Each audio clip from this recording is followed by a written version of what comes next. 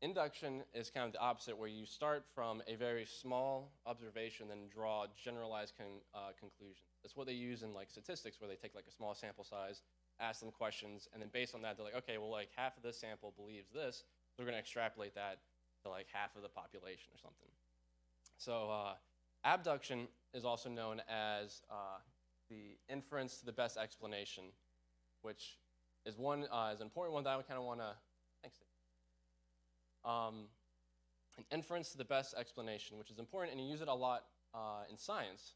I kind of go over the differences between the two in this example that I found where he's talking about a bag of beans.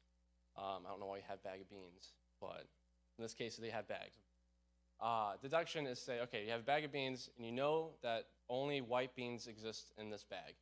And then you say, okay, well, I just pulled a few beans from that bag. Therefore, these beans must be white. That's deduction.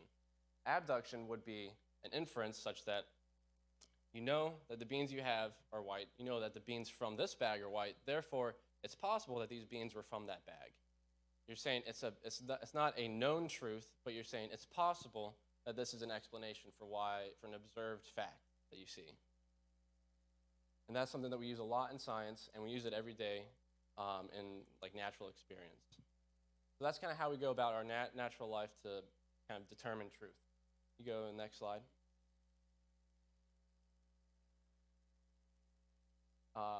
Problem with this, I guess it's a little out of order, but the problem with this is there's only so much we can really know. The logic of deduction is based on like what's called axiomatic truth or self-evident truth, and they try to build a whole body of knowledge on that you can know with absolute certainty. This is kind of what the Greeks did with geometry. If anyone took a class in geometry where you actually have to go through the proofs and determine like how a triangle exists and what all like the mathematical properties of that are. The whole point of geometry was to know things with absolute certainty. But that's only a small part of what we can actually really know in life. In fact, most of the deeper things that we can know with life, we can't know with 100% certainty. And that's why there's always a level of faith that comes into it. And that's why, go to the next slide.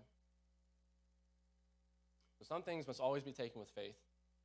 Even in science, it's done with the belief or the faith in the power of human reason. The natural laws that they refer to is like the law of gravity, electromagnetism, anything. It's not even something that they can physically see, for example, like with radio waves or electromagnetic waves, but it's a level of faith to say that we have enough evidence to believe that this is a natural law. It's never known with 100% certainty. There's always a level of faith with it. You can go to the next slide. So that's why now we're going to talk about the history of science and God and how the modern kind of viewpoint is that science and God are at war. Science has removed God and made no place for God. I kind of want to challenge both that claim and the claim that there's no evidence for God. So we'll go to the next slide. So I think there's another slide before this. Okay, so this is a bold claim. A historian of science said that science in its modern form arose specifically in Western civilization alone, and specifically in the Christian West, because it alone possessed the necessary intellectual presuppositions. This is a pretty bold claim, not really a politically correct claim. You would say, well, what about all the other cultures in the world, such as like the ancient Greeks, the Chinese science? You go to the next slide. The Chinese invented block printing way before the West had it. They invented gunpowder. The Romans, they built massive roads, aqueducts, great intelligent thinkers. They built some structures that we have no idea how they made them. The Greeks were great philosophers, mathematicians, and they even studied nature. And then Muslim science preserved Greek texts and mathematics, but none of them produced what's the modern scientific method that has been so successful. That alone came from the Christian West. So historians of science have wondered why that is, and they've kind of narrowed in on three important topics that are explicitly biblical beliefs. You can go to the next slide. So this is where we get into the scientific revolution. The three beliefs, I'll start with the first one, is the belief that in the intelligibility of nature. That's the belief that there is an order behind nature and that this order can be known. This is a biblical belief because we believe, obviously, that God created the universe, he created it with a purpose, and that he endowed man in his image to be able to understand that order and then reflect on that and give him the glory. So there's a very biblical belief to believe in that. And that alone wasn't entirely unique. The Greeks themselves believed in an order behind the universe. They believed in what was called the logical principle, or the logos, as they referred to it, behind the universe. Kind of interesting with that, and you can kind of see some similarities between that and then John's gospel, where he refers to Christ as the logos, the word that underpins all of creation. So the Greeks believed in this, but what was different between Greek science and what became the modern scientific method was the Christian belief that nature is contingent. That means there's an order to nature, but it could have been different. The Greeks believed that the order in nature was absolutely necessary, and that you could perceive it with pure reason from first principles and understand it without having to actually go out and observe nature. So they thought you could just sit back on a chair and think about it and kind of derive how nature was based on how God must have made it. But the Christian belief wasn't the idea that God must have made it a certain way, but was to go out and see how he actually did it, because the Christian belief is that God has a free will of his own. He creates out of the counsel and dominion of his own will. So there's an order in nature, but it could have been different. So God did it a certain way, so go and observe. Let's put a big emphasis on observational evidence in science. So that was a huge step. And then the third one was the belief in the fallibility of human understanding. So the Christian belief is that obviously we are sinful. There was the fall. And because of this, we are prone to self-deception. We're prone to jump into conclusions. We're prone to just getting it wrong a lot of the time. So because of this, it became important not only to go out and observe nature, but then to test your theories against data, against observation, have multiple competing theories tested, have people critique your theory. And so these three concepts were the underpinning of the scientific revolution. It's what sparked the scientific revolution and gave rise to the advancements in physics, astronomy, and chemistry that we see later on. And you go to the next slide.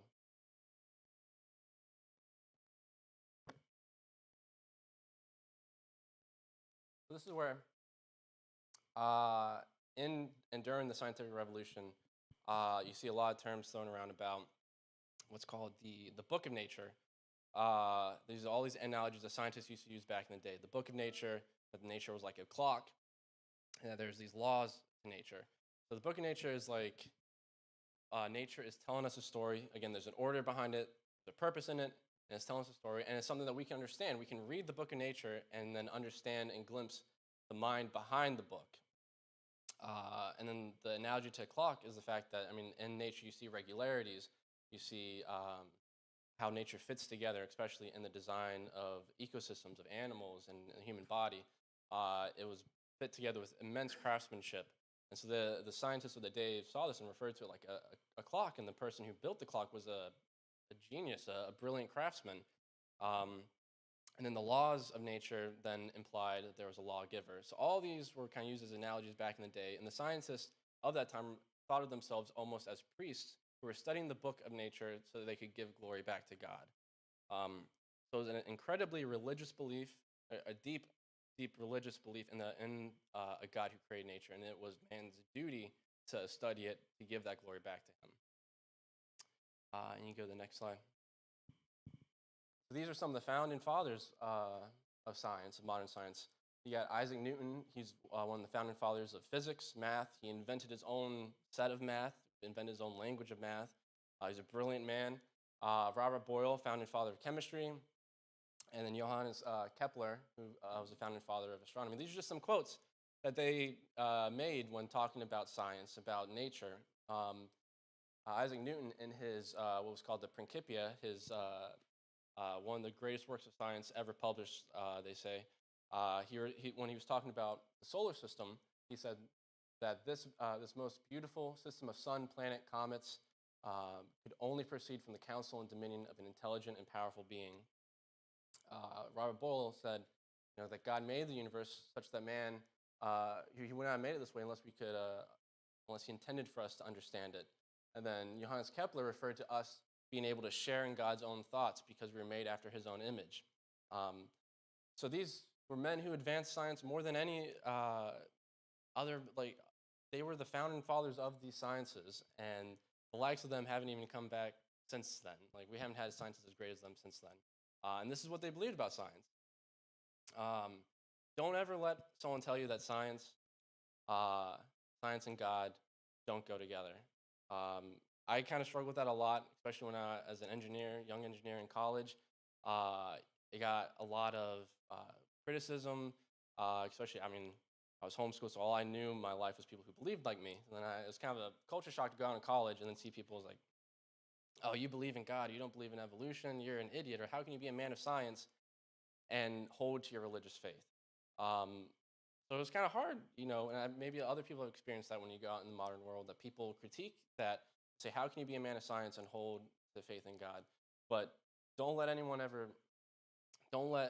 yourself believe that lie, because the very founding fathers of science believed deeply in a God behind it, and that did not hinder their science, that increased their science, that made them more excited to do science, that spurred their science on. That's why they were so devoted to studying nature.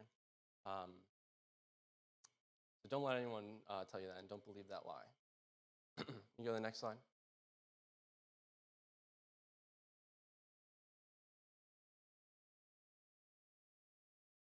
So we start with Newton, Kepler, and Boyle. What happened? We got to where we are somehow, and modern secular science tells us that there is obviously no God, and that you can't do both. So what happened? Immediately after what was called the scientific revolution was this period known as the Age of Enlightenment, where increasingly the focus became less on why we can do science, being this belief in a God that allows us to do science, and then it became more about putting the focus on the power of human reason. So exalted reason and man's ability to do reason above the very fact of why we can do it. I believe that, science, the method of science, is a gift from the Christian belief, and then essentially man took that gift and then focused on that instead of the one who gave him the gift or the reasons why he could do it. It's just human pride, I think, that came in. But it increasingly became more exalted above religious faith, and then there's also kind of a loss of faith in the religious institutions. There was a lot of religious war going on at this time. Catholics and Protestants, there was a lot of infighting. And so more and more during that time, people began to just lose faith in the institutions and saw them as a source of strife, and then saw human reason as a source as peace. So they just kind of turned their back on it and just went more towards human reason and said, you know what, human reason can serve us well enough. There is no God. All we need is the power of logic and reason, essentially. And this continued over the course of the next 100 years or so, until by the 1900s, the 20th century, you had figures like Newton, Boyle, and Kepler replaced by figures of science such as Darwin, Marx, and Freud. So you can go to the next slide. And so now we come to the two worldviews that are at war with each other. It's not a matter of science and God. It's a matter of what's called secular or scientific materialism or naturalism. And this is displayed in Richard Dawkins' quote. The universe we observe has precisely the properties we would expect. There is at bottom no design, no purpose, no evil, no good, nothing but blind, pitiless indifference. And that's contrasted very much with the quote above, which says, since the creation of the world, his invisible attributes have been known, being clearly seen and understood by the things that are made, so that man is without excuse. So the point is, both of these worldviews, Dawkins obviously comes from the naturalistic worldview, both of them believe that there's an order in nature, that nature is trying to tell us something, but they just disagree on what nature is telling us. Paul obviously believes that nature is telling us that creation testifies of a creator, and then Dawkins believes nature testifies of nothing. So the question then remains, what is nature actually saying? So now we'll get into the science of it. The first thing I want to talk about is the origin of the universe. It's kind of a big topic, but it's an important one. I think there was another slide before this. Might have been. Should be. That one. Okay. So this is an argument, a classic argument in apologetics called the Kalam cosmological argument. It was actually created by Muslim scholars back in the day, and then Christian theologians, Thomas Aquinas, St. Augustine, kind of took this, and all it says, it's pretty simple. Whatever begins to exist has a cause. The universe began to exist. Therefore, there's a cause behind the universe. It's pretty simple, and the first and last premise no one really disagrees with. The first premise is basic laws of causality. If something begins to exist, there's a cause. The baby is born, there's a reason for that. Something happened. Something happened before that. And more appropriate kind of for today's discussions, you'll see, is if a bomb goes off, there's an explosion, something caused that bomb. There's no such thing as spontaneous combustion. Things happen, things cause explosion. The big question is, did the universe begin to exist? Which might not seem like such a controversial topic, but back in the day, it was. In the 1900s, it was largely believed there was no beginning. You can go to the next slide. So this, an author of, British author of science, kind of sums up why they believed there was no beginning. An eternal universe seemed to strike a chord with the scientific community. It was elegant, it was simple, and it allowed them to escape the need to explain why the universe was created, how it was created, and the big question, who created it.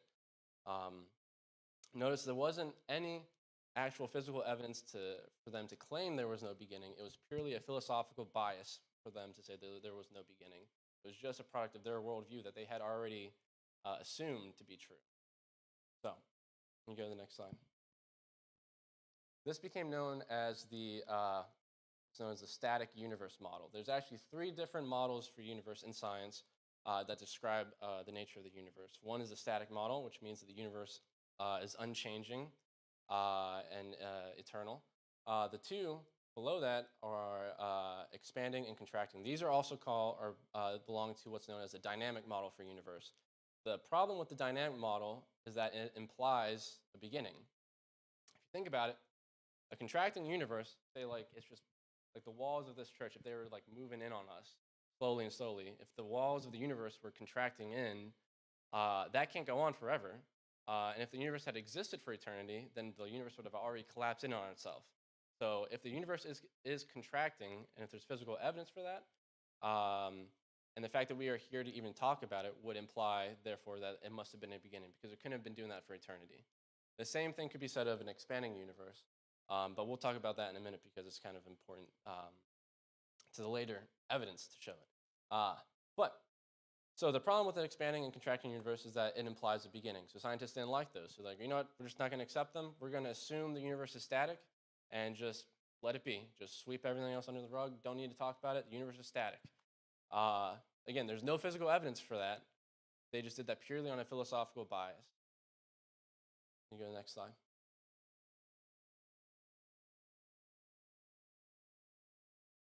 Now we're going to do a lesson in gravity.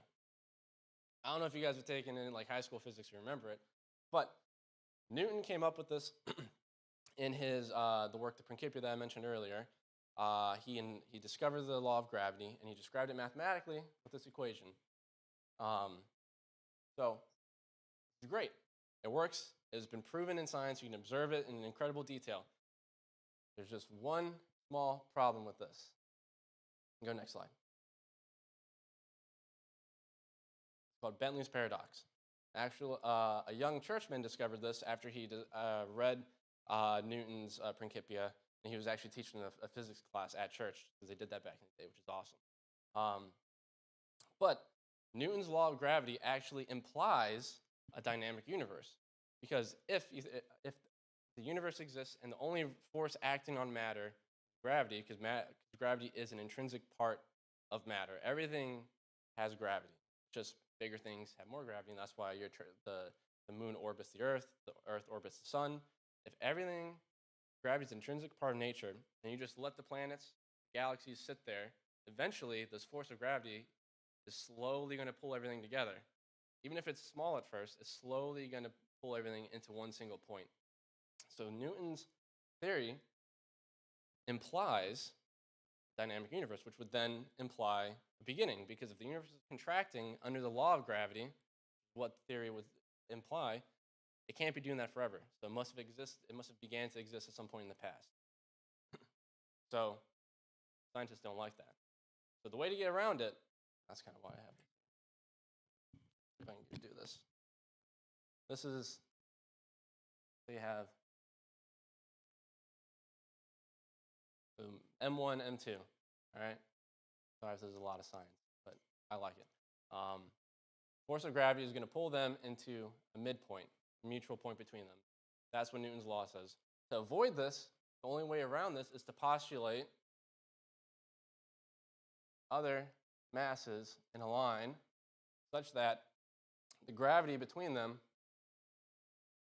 is going to cancel each other out. And it keeps going. So the problem is, you got to keep going. Otherwise, it doesn't work. And then this last one is just going to be pulled into that mass, and then that's going to be pulled in there. So they postulated that the universe not only is eternal, but to keep it that way, it has to also be infinite. And then the amount of mass distributed throughout the universe has to be uniform, perfectly distributed so that the forces of gravity would cancel each other out. And that way it allowed for the universe to remain static, which honestly is kind of a miraculous claim in and of itself, because the distribution would have to be so precise that even the slightest difference or slightest difference in distance between masses would cause the whole thing to collapse. So but the scientists said, perfectly distributed, the universe can remain static, all the forces of gravity cancel each other out, it's fine.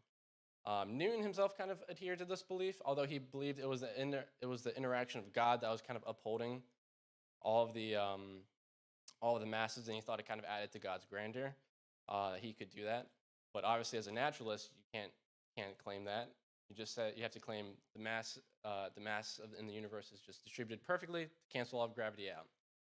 So that worked for a time. Kind of shoved the genie back in the bottle until you go to the next slide. Another problem with that, called the Olbers paradox. It's a very simple question. Why is the night sky dark? Because if you assume that the universe has existed forever and that the distribution of mass, that means the distribution of stars is uniform and infinite, and if you go outside at night and look up at the sky, it should be just blanketed white, because there's an infinite amount of stars that have had eternity to allow their light to reach us.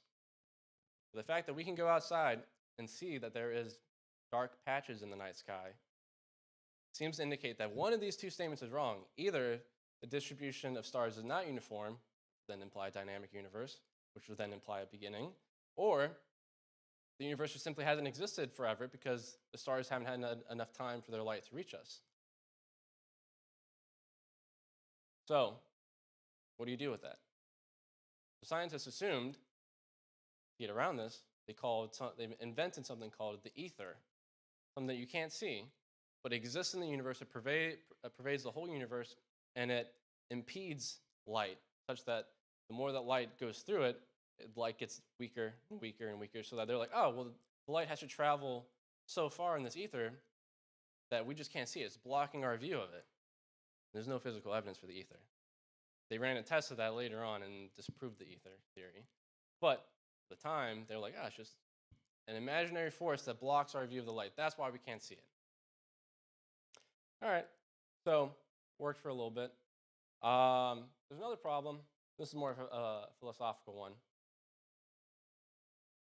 There's a problem of infinite regression.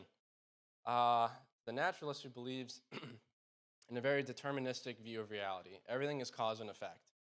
That the state of our universe now is a direct effect of a prior cause, and that's a direct effect of another prior cause.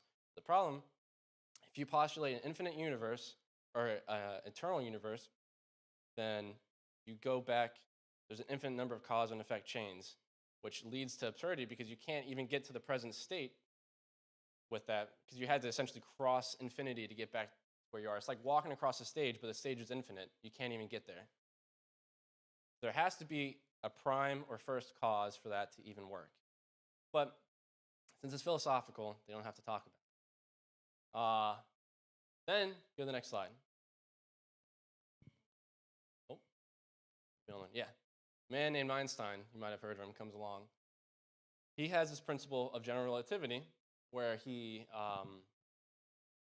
kind of reformulates Newton's law of gravity to where it's not just a force like magnetism between objects anymore.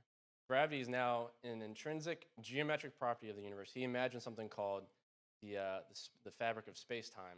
It's like a very fancy sounding word, but all it's saying is imagine the universe is like a bed sheet that you kind of spread out, or like a trampoline that you stretch out.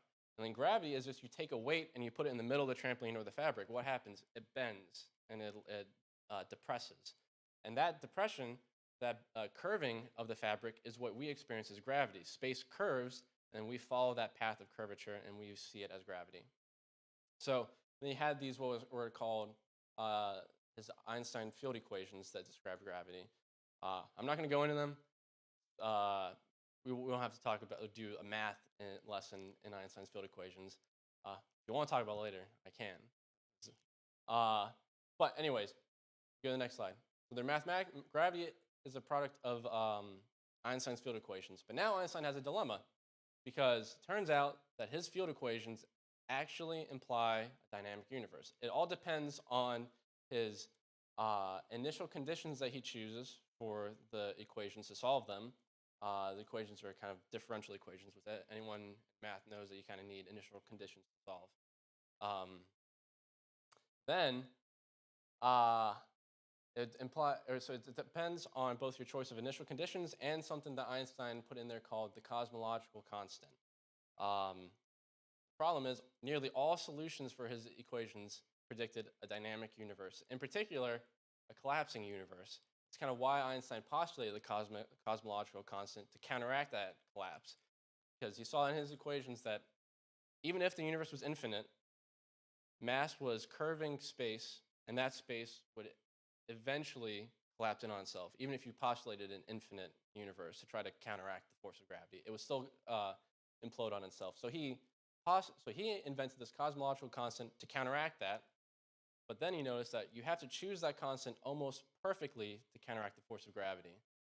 So he chose it just enough to keep the universe static. No physical reason for that. He just decided to do that because it fit his bias. So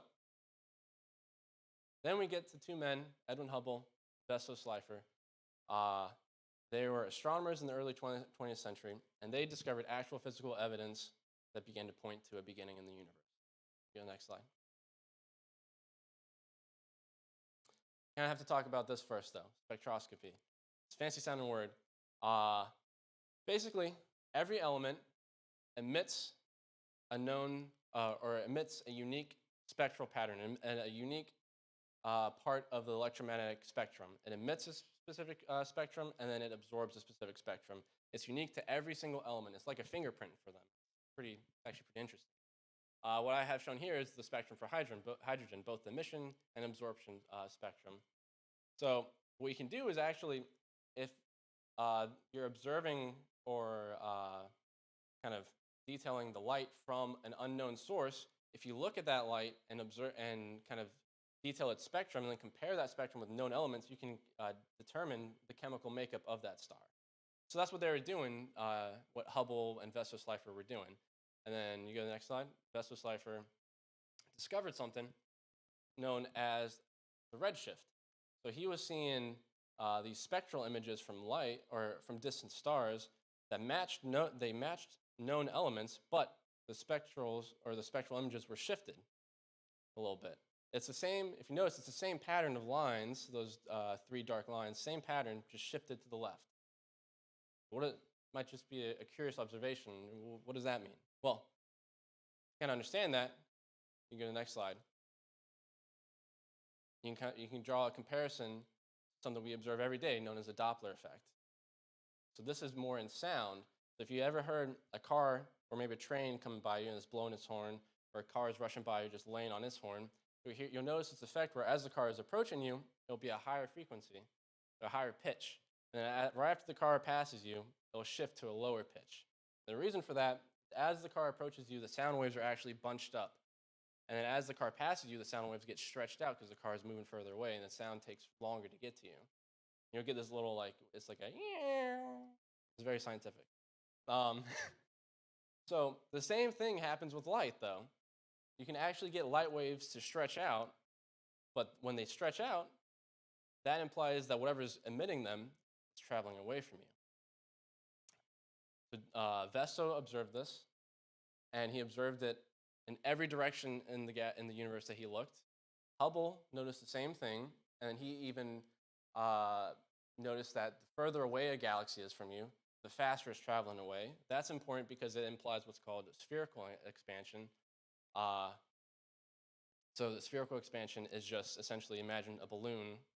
You're inflating the balloon, it gets bigger and bigger and bigger, and every point on that balloon is getting further and further away from each other. That's what Hubble discovered. And you can kind of see that if you run the clock backwards, everything right now in the forward direction in time is getting bigger and bigger and bigger. If you go backwards, everything gets smaller, smaller, smaller, until at some point, there's no room left. You can't fit anything. So at some point, there's nothing. So scientists didn't really like that. Georges Lemaitre, I'm not really saying that name right, it's Belgium. But he was a Belgian priest. He was a theoretical physicist and mathematician.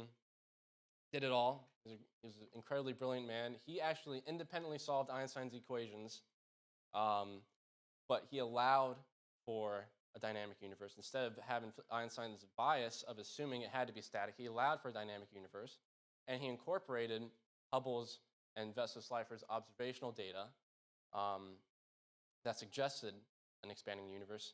And then he also found or realized that not only was matter, like galaxies, expanding out, that Einstein's equations predicted that space itself was expanding. Space, the fabric of space, was stretching out. It wasn't that matter was just expanding into already created empty space. But he used all this to formulate his own cosmological model. That he said the universe began from what he called a primeval atom or a cosmic egg that exploded outward. But again, like I said earlier, explosions don't just happen.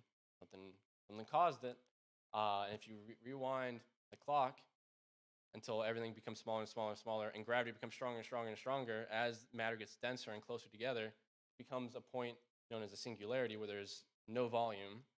And how much matter can you fit in no volume? Answer is 0. But at some point, what Lemaitre's model was implying was that the universe came out of nothing. No one really liked that. He actually had a talk with Einstein about this, where he presented his model, and Einstein said, "Your math is correct, but your physics is atrocious," because he didn't like what Lemaitre's model was predicting. There's a beginning. Einstein was very much against the idea of a beginning to the universe at this time in his life. Later on, he kind of shifted. You go to the next slide. Then it wasn't until Hubble invited Einstein out to his observatory in Mount Wilson and had Einstein look into his telescope and actually see the evidence for this, what's called the galactic redshift, to see the evidence of the galaxies rushing away from him, that Einstein realized he was wrong. In essence, the heavens were talking back to him. And he later went on to say that his cosmological constant that he put in there to allow for a static universe was the greatest blunder of his scientific career. And he said that he now sees that there was a necessity for a beginning. And you go to the next slide. So then this is where we develop the kind of the standard model now of a universe from nothing, what they call the Big Bang. The Big Bang was actually a term that they gave to Lemaitre's model in an insulting way, because Lemaitre was saying that the universe started from an explosion. They're like, it's like a Big Bang. So all the other scientists of the day were kind of opposed to this, and so they're kind of insulting him and his model. But what the evidence was implying, that the universe essentially sprang out of nothing and then expanding outwards from there. But the problem then is the universe can't bring itself into existence. The natural world can't cause itself to exist when right before that instant there was nothing. So there was something else, something that transcends nature, that brought it into existence. And that's what Lemaitre was saying. And for a long time, no one accepted this idea until it was discovered what's known as the cosmic microwave background radiation. Because Lemaitre predicted that if the universe had started from a big explosion, expanded outward, this radiation would have cooled down and left kind of an afterglow of that, and as an evidence for the initial creation event. And then this was discovered in 1965 by accident by some guys at Bell Lab who were messing with a very sensitive horn antenna. And they thought that the pigeons were messing with it outside until they realized that they were picking up this signal everywhere they pointed in the sky, and they were able to characterize it, and then they were able to observe the temperature of that radiation, and it was almost exactly what they predicted the temperature of it should be if there had been that creation event. So this basically confirmed that there was a beginning, and it was a big moment for Lemaitre and his theory. And so then it's basically nearly proves the idea of that Big Bang theory, that there was a beginning, that the universe started from nothing. Well, the scientists have to say it started from nothing, but as a theist, and Lemaitre knew that there was a being behind it who began the universe, who created it, and caused it to expand outward. But the scientists still don't like that, so they come up with new ideas all the time to kind of get around it. A popular one is known as the oscillating universe theory. It's saying, yeah, sure, we're expanding, but the universe has done that, and then it's going to collapse in on itself, and it's going to expand again, and it does that infinitely for all of eternity. It's like a bouncing ball, how they kind of predicted it. The problem with that, when you go through the math on that, after each successive explosion or expansion phase, there is what's known as a buildup of entropy. So after each collapse, there's less work that you can do. So the expansions essentially get smaller, smaller, and smaller. So think of a ball bouncing. Eventually, it kind of dampens out. Each height is smaller and smaller and smaller until you reach a steady state where there is no expansion. So if that had been happening for infinity, we'd have already reached that point. The fact that we don't observe that we're still expanding out, implies that this hadn't been going on forever. So even if there was oscillating, like even if the universe was oscillating, it would still imply a beginning, because it wouldn't, if it had been doing it forever, we would have reached our steady state already, which we haven't. So this is just one way that they tried to get around it, but it didn't work. And so what a few honest scientists began to realize, Robert Jastrow, I like this quote. He says, for the scientist who has lived by faith in the power of reason, the story ends like a bad dream. He's scaled the mountains of ignorance. He's about to conquer the highest peak. As he pulls himself over the final rock, he's greeted by a band of theologians who have been sitting there for centuries. And then I like, in particular, Anno Penzias. This is the man who discovered the background radiation that proved the Big Bang. He says, the best data we have are exactly what I would have predicted had I had nothing to go on: the 5 books of Moses, Psalms, and the Bible as a whole. So it's kind of interesting when you think about it. Scientists claim, you go back to the quote from Richard Dawkins where he's saying that there's no evidence for God, there's no evidence for design behind the universe. But now as we go through actual physical evidence that proves that there, at least for one, must have been a beginning, which therefore implies there must have been a creator who transcends the universe to create it. So that's just one area of science. That's all I wanted to kind of get into tonight. There's other areas. The fact that science claims they know the answer behind the origin of life. Then there's also the issue of fine-tuning in the universe. The solar system is fine-tuned. Life on Earth has been finely tuned. They have never explained that. So can't do it tonight, but maybe Justin is okay with it, and if people want, we could go over the next topic, which would be the origin of life, talk about evolution in science, what does nature actually say? Because there's a lot of claims by scientists, but a lot of it is coming from, as you saw, a philosophical bias, not any actual physical evidence. So that's all I had.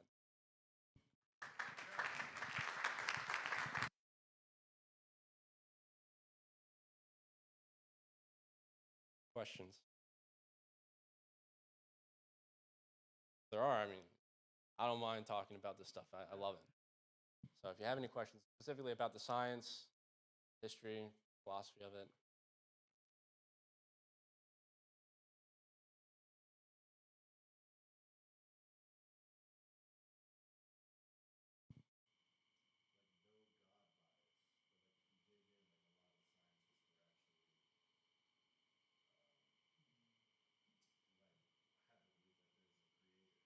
Mhm.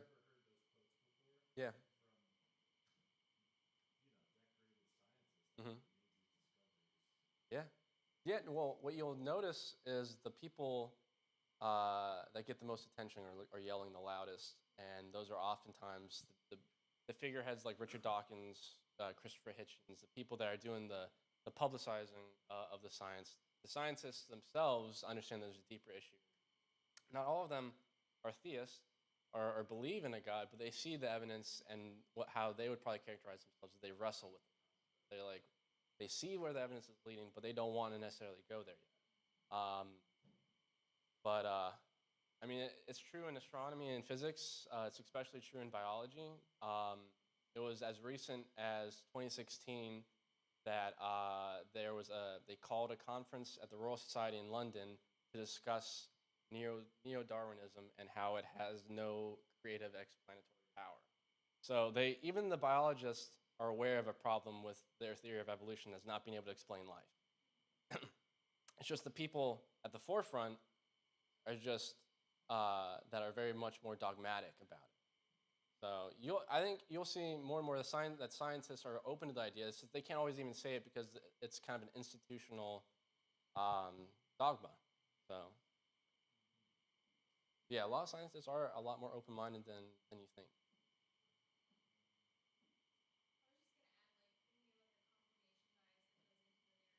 Mhm.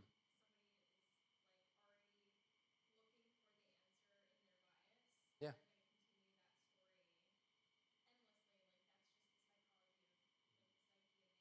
yeah,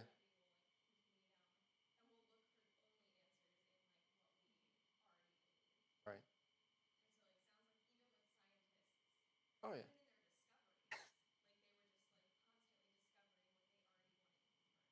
right.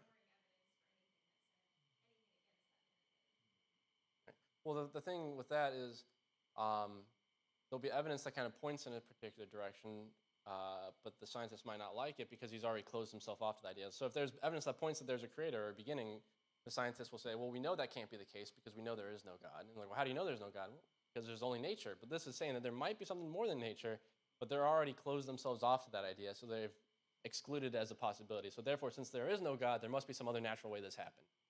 So, you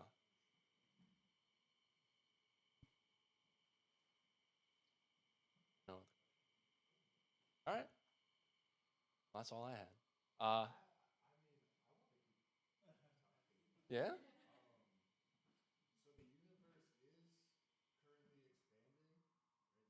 yeah.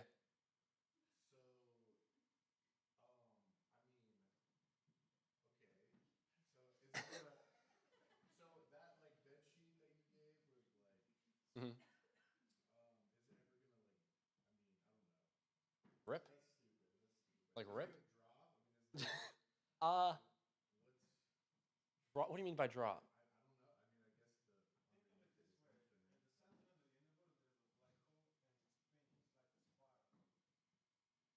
I mean, that's not entirely wrong. Uh,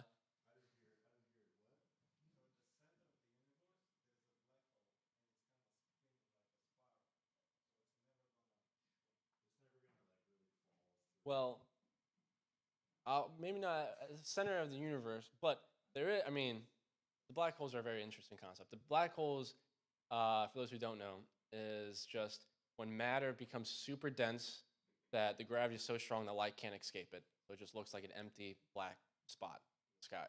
For a while, people didn't know if they existed. But then they made an inference and explanation because they saw that in our galaxy, the Milky Way, that there are stars that rotate around an empty spot and that there's nothing that exists there that they can see. Therefore, they're like, oh, well, what are these stars rotating around it? Must be a massive object, but we can't see it. There's no light coming from there. And like, oh, wait, we have a theory for this. It's a black hole. and it matched perfectly the predictions that they would have had if there was a black hole there. So there is a known black hole at the center of the Milky Way galaxy. And then Stephen Hawking, had a theory that the universe originated from a black hole because if you go back in time where all the mass becomes super condensed, essentially forms a singularity. So they're like, that must have been like a black hole. But that still doesn't get around the problem of where did all that come from, because it just keeps shrinking and shrinking until you have zero volume. And there's no mass there. There's an interesting way that they've tried, another way that they kind of try to get around this. I didn't mention it here because you have to go into quantum mechanics, but you can talk about it if you want. So the idea goes like this. And it's funny because it still implies a beginning in an even more theistic way. Lawrence Krauss, he's another kind of popular, strong atheist. He thought he had this, there's an idea by this, I think it's Russian scientist, Valenkin, who came up with, if you go back in time when the universe is really, really small, then technically quantum mechanics applies there, not really and that quantum mechanics has funny laws that don't always apply in normal physics.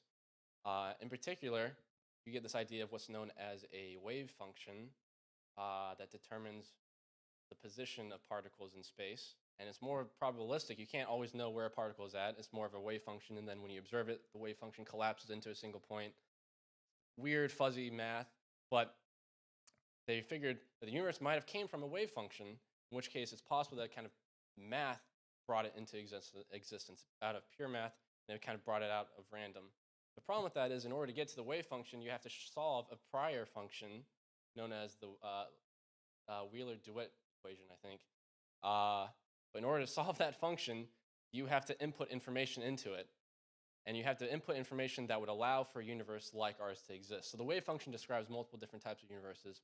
You have to put in the information to get it to output a universe like ours. So even if you were to say, okay, our universe came from this mysterious wave function, for one, the wave function exists purely in math in the mathematical world, which we know only exists in the mind. So they're saying that it came from a function that existed in a mind that predated the universe. And then to create the universe, that mind would have had to input information to solve this equation to generate it. And you get this weird concept where you then say in the beginning was the word. So they didn't like that either. But so yeah, even when they try to get around the idea, it kind of comes back to, it always comes back to theistic implications. The scientists are always trying to think of new ways because like Tammy mentioned, they've already closed themselves off to the idea of a God, so now they're like, there must be another naturalistic way to do this.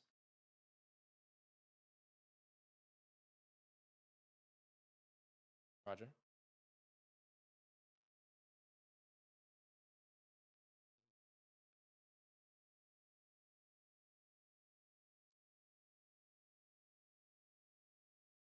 I think so. I don't know exactly where, but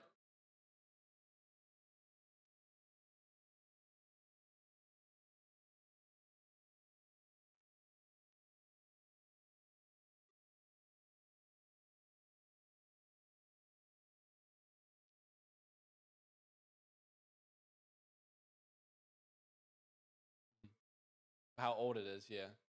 That's what their prediction of how old the universe would be.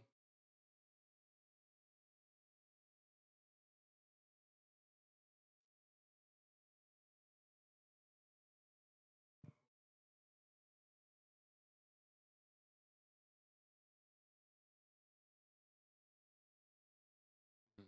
That's their prediction for how long ago the expansion started. But as far as like a particular point in space, I don't know if that's really. It's just more like everything just collapsed into one point wherever that is. I don't think they know. I don't know if they might not care.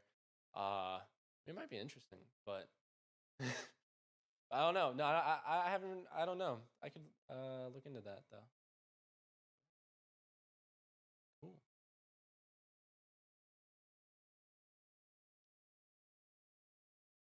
Nice. All right. Well, I guess I'll pray. Oh, okay. Yeah, sure.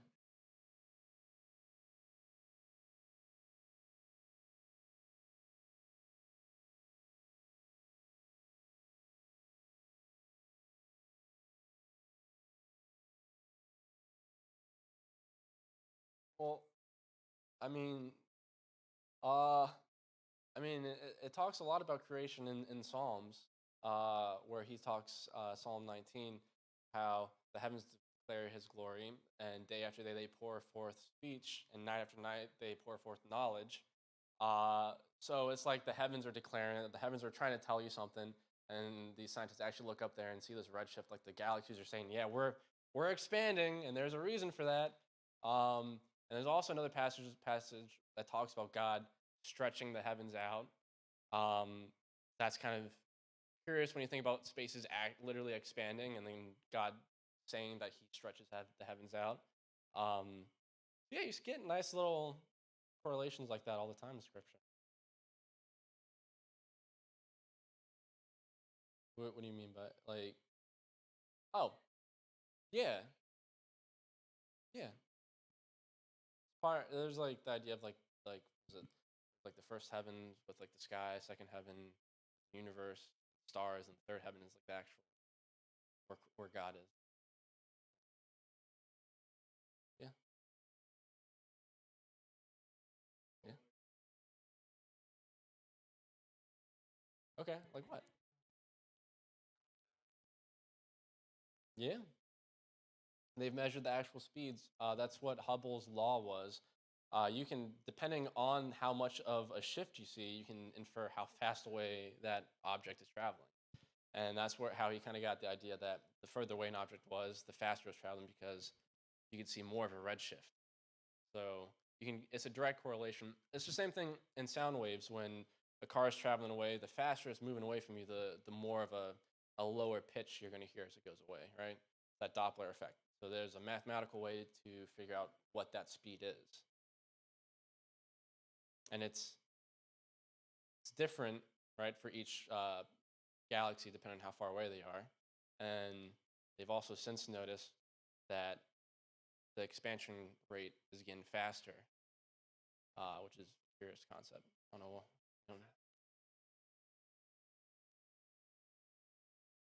So it's a good question.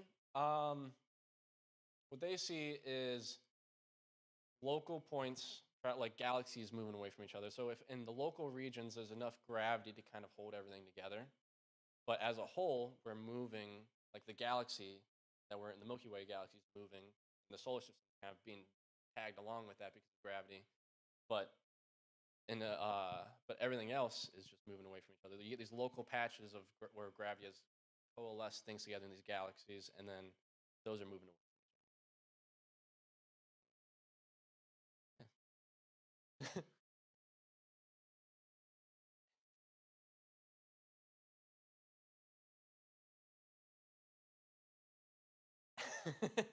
Yeah.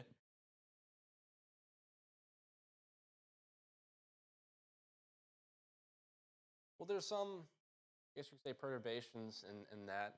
Um, I mean, the moon. It's a complicated system with the solar system in particular because you have all these different planets, all their gravities are interacting with each other. I mean, we're the closest planet to the moon, so the moon is kind of caught in our gravitational field in our orbit. But you also get like Jupiter actually affects the orbit of the moon because it's a big object and its gravity is actually pulling on the moon.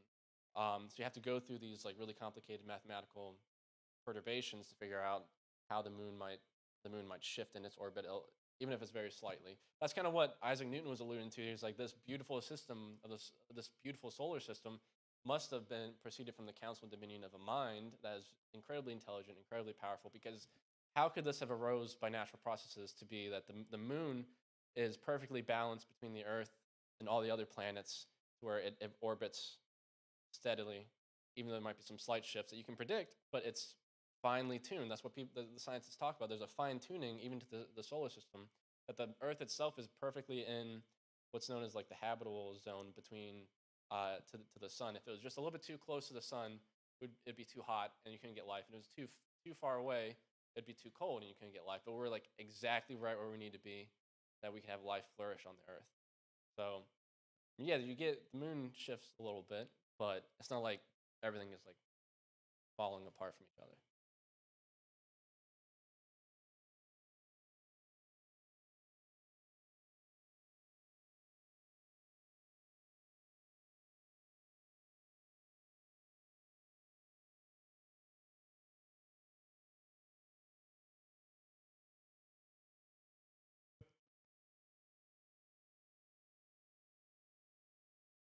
Right. I mean, the shift is all in reference to our perspective. Um, there are other objects that are traveling, and they might see a different redshift, but and we can only see what's apparent to us right now, right? Um, and the evidence that we are able to see shows that everything's rushing away uh, from where we're viewing it, so from us, essentially.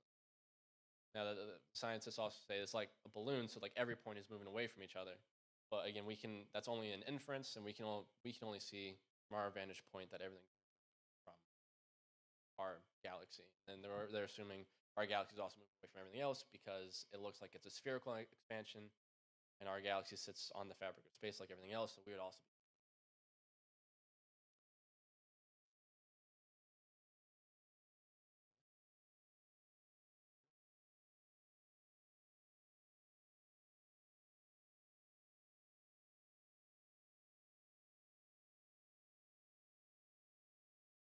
Uh-huh.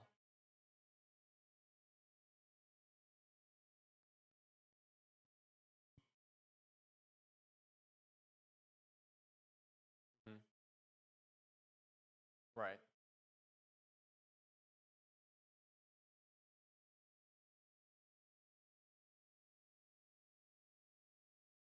Yeah. Yeah.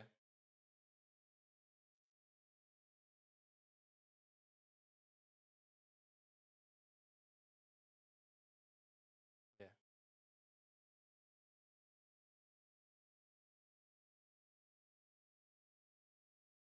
Yeah. Yeah. Yeah. Awesome. It's funny when you mentioned that. Also, there's another part about that. Not only like the weather patterns, but Earth's magnetic field. This if people want to leave, they can. I could go on for this for days. um, the Earth's magnetic field they've noticed is decaying, kind of exponentially. Draw this again. Uh, the strength of the field, and they kind of back extrapolate how strong the field would have been. So you get this graph like this, and they're seeing the Earth's magnetic field decay along this path. So they can back extrapolate what it must have been in the past, but the change is at a constant rate. Um, and at some point, you get this limiting factor where we can only go so far back in time before the Earth's magnetic field actually would have been so strong that life couldn't have existed. And if you back extrapolate that, that's only about like 10,000 years or so. Uh, so that's kind of also goes against certain dates that people have. But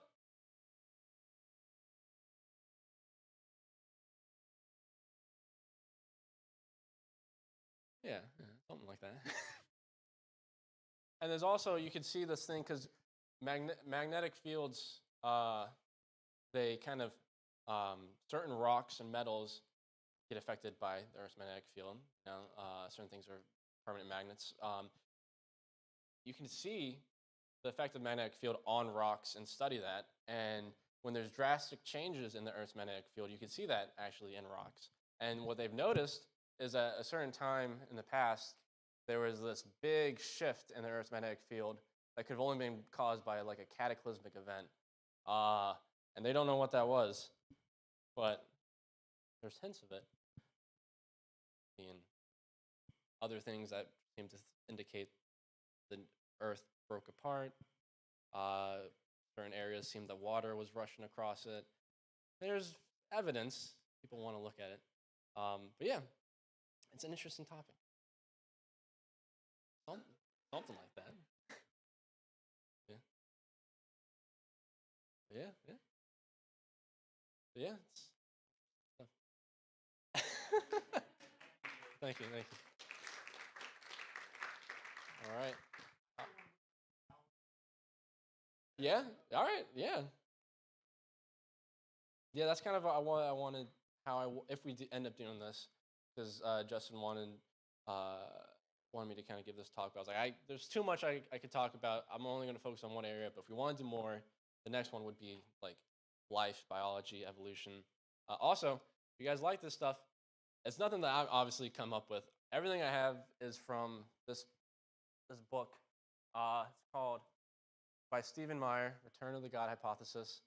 It's an incredible book. Basically goes over what I was talking about in even more detail and even more science. And then he goes over the fine tuning of the universe and the origin of life, the Cambrian explosion, all of that, how all that evidence, when you look at the majority of it all, not even just one particular aspect of it, like even though the origin of the universe implies that there must have been a creator, but you take that, then you take the origin of life, and then the fine tuning, the morality argument, all this stuff, it all seems to be painting a big picture that we were designed, we were created with a purpose. There's a mind behind the universe, and that mind wants to know us, and we can know him. So it's a fascinating book, and I'd recommend anyone who's interested in the topic to read it. It's Return of the God Hypothesis by Stephen Meyer. Great. Yeah. All right. No other questions. No. I mean, like, there are definitely areas that he goes into like pretty deep. Like in like the back of the book, he goes into like the details of a lot of like the math even more. But you don't have to be uh, science minded to understand it. He lays it out pretty clear. He's very articulate, very intelligent.